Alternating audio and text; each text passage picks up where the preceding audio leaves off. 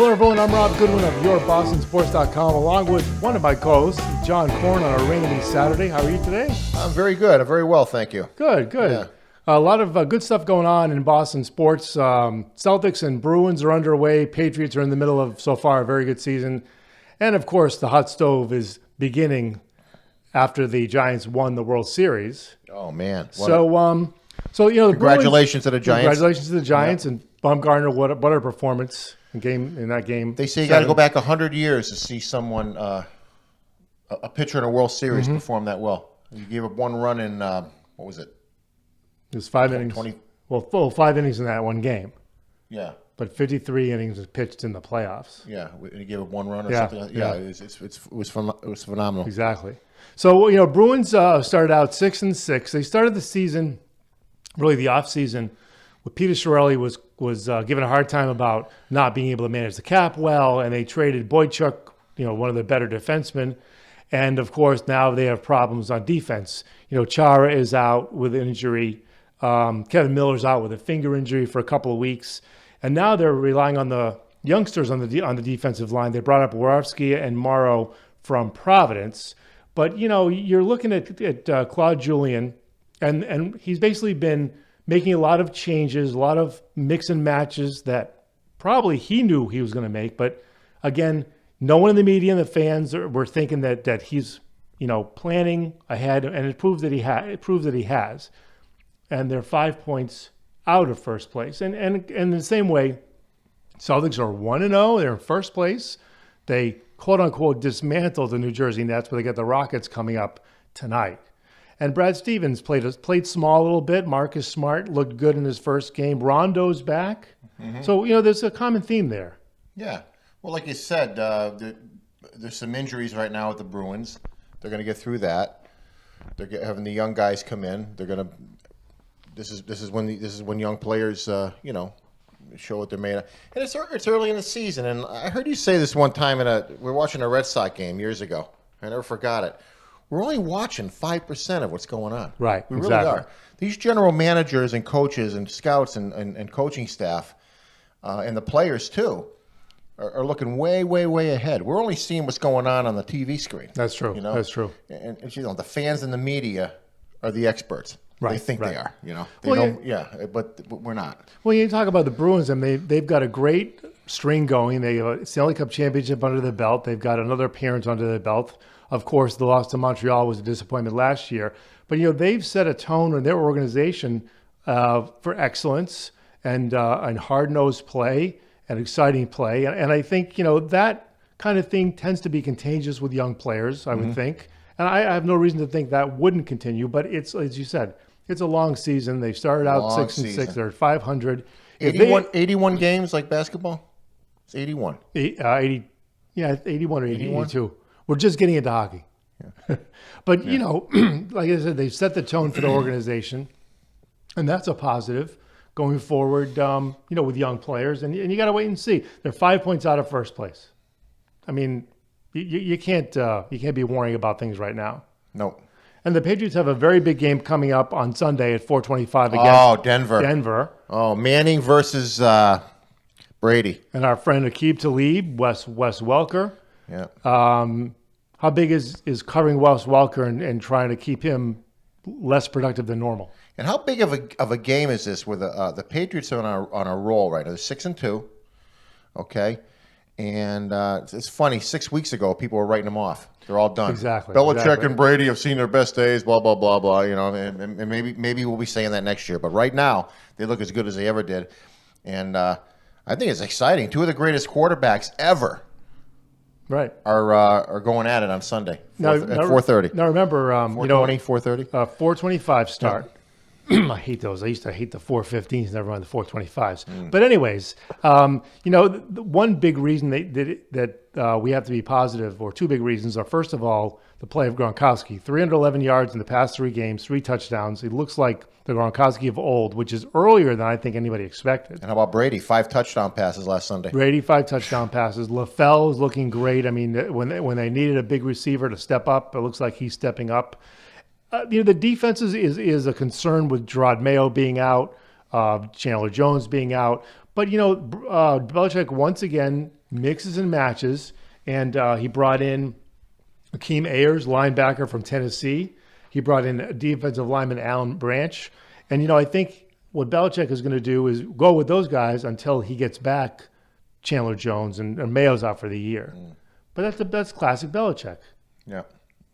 And they always they have a knack for smelling what the other team is going to try, And I think that's part of Belichick's, people have called him a genius. I don't know if you can call an NFL coach a genius, right. But that's part of his he has a knack for doing that. That's true. That's true. One thing that surprises me is with Belichick in New England and the Giants before, everyone said, well, his defensive skills, that's where he's a genius. The defensive skills, the defensive game plan, always changing it up week to week, matching the opponent.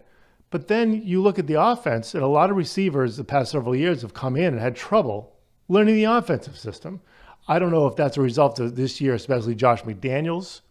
But I don't know if they need to simplify it a bit for some new guys, or if they've got enough receivers that have been with the team, that they will get acclimated or have gotten acclimated already and will go forward like LaFell has done. I just think it's a riot that 5 weeks ago the Patriots were they were 1-2, and the Boston media was writing them off. This is it. Belichick's not a genius anymore. Brady's on his downside, and ever since then they've been as good as they ever been. Absolutely. Yeah, absolutely.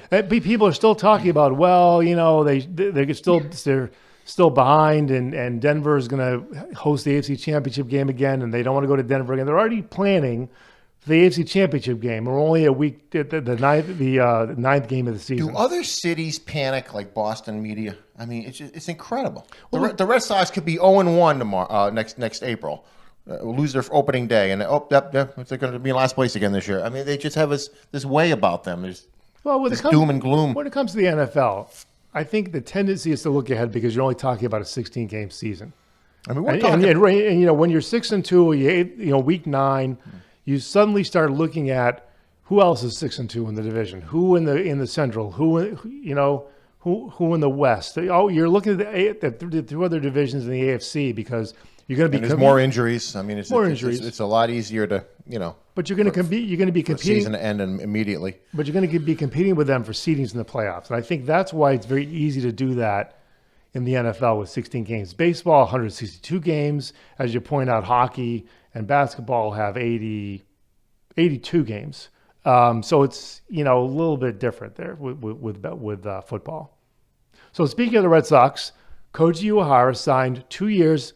I think it's $18 million. Okay. He's going to be 41 in year 2. You surprised they did that? Yeah, I am. Of course, $9 million a year isn't that much now. Mere bag of shells. Yeah. So. What do you think their plan is, if any, if Uehara doesn't do well in the closer role or gets hurt, or so? Do you think Mujica is an option? I mean, he didn't have a great year last year, but he's terrible. He at least showed some semblance of being able to pitch well later in the season. Yeah. So, it's a possibility. Yeah, I think anything is. I mean, they're obviously in a completely rebuilding stage. Mm-hmm. So this could go on for a year or two. But I got perfect faith in Sherrington. I really do. Look what he did in. Well, it was 2012. They had the worst season in decades. The 69-win season. And they won the World Series the following year. So there's no reason to believe that they can't. I mean, I don't know if they're going to win the World Series again next year, but there's no reason why they can't be contenders next year. Right. But they're obviously going with younger players. And you got to get lucky. I mean, 10 years ago, Youkilis, Papelbon, Lester, Ellsbury, all these guys are rookies coming up, and a lot of them turn into superstars. Last year, Jackie Bradley and Betts and guys like that. Bogarts, who look just as good in the minor leagues as those guys did. It just didn't translate into the caliber of major league player that but they got another wave of guys that are going to come up, and they're going to get this right. They're doing it the right way. They're going to bring their stars up from the minor league system, just like they've been doing for 10 years now. And real quick, Joe Madden. Pedroia, another one, Pedroia. That's right. Yep. And real quick, Joe Madden is going to be announced as manager of the Chicago Cubs. After they worked with Rick Renteria, they started making plans for next season. They told him how great he was or how they liked him so much. He has 2 years left on his contract. And then they switch. And Theo Epstein and Jed Hoyer, apparently, maybe that choice wasn't so good, or they couldn't resist Joe Madden. What happens if he fails in Chicago? I mean, is he going to make him dress up like Halloween every couple of weeks on the road? Yeah, Are the Cubs really going to do that? Dye his hair purple or whatever he did. Remember he dyed his hair blonde? Yeah. He wants people to be themselves. Why didn't the Red Sox just get rid of Farrell and go with Madden if he's better? Because they believe they made the right choice in Farrell. Well, Farrell won a World Series. I just don't understand how a choice made a year ago can be invalidated, and that's the word, invalidated, by hiring somebody else. I think people like Joe Madden. Mm-hmm. I mean, do you see where he's such a great he's a good manager, but is he a great manager? Well, I think he had good players. He had good young players for a lot of years. Is he any better than Farrell, Girardi, Socha? I think we'll find out. I really think we'll find out. But to do this to Rick Renteria, I'm sorry. I don't get it. There was no inkling that he was on the chopping block after this year, and he wasn't. Yeah. And Theo Epstein said, the organization is bigger than one person. And Renteria was the current manager of the Cubs. Yeah, Rick Renteria. We had to make the move, for the organization. Well, there's always going to be somebody better. Mm-hmm. I just don't understand. And Madden didn't go to the Dodgers, which is where you figured he would land since Friedman's the GM there now. They asked Earl Weaver, the legendary manager, how many games can a manager win? He went 0, none. He said a manager can lose lots of games, So I don't know, depending on how, maybe they just think Madden's a smarter baseball guy. Maybe. I think you're a smarter baseball guy. You should be hired. I think I should be hired. That's right. I think I should be the Ebola czar. What do you think? I'm going to quarantine you for 21 days. You're not qualified. You're not a lawyer. We won't make fun of Ebola. No, not at all. No. We won't even give the Ebola call. I don't think it's right. It's not right. No. So the Celtics, Houston tonight, Bruins, I think Ottawa tonight. They're 6-6 records, so a lot of good sports going on. Patriots in Denver tomorrow. That's right. Afternoon. That's a big one. And Red Sox hot stove just starting off. So we'll see what happens with that. I invite everyone to join us on Twitter at yourbostonsports.com. No O before the N. On Twitter, Facebook, still Red Sox Alley. And you can catch us on all other social media platforms and our website, yourbostonsports.com. Thanks for watching. Have a great day. Have a great day.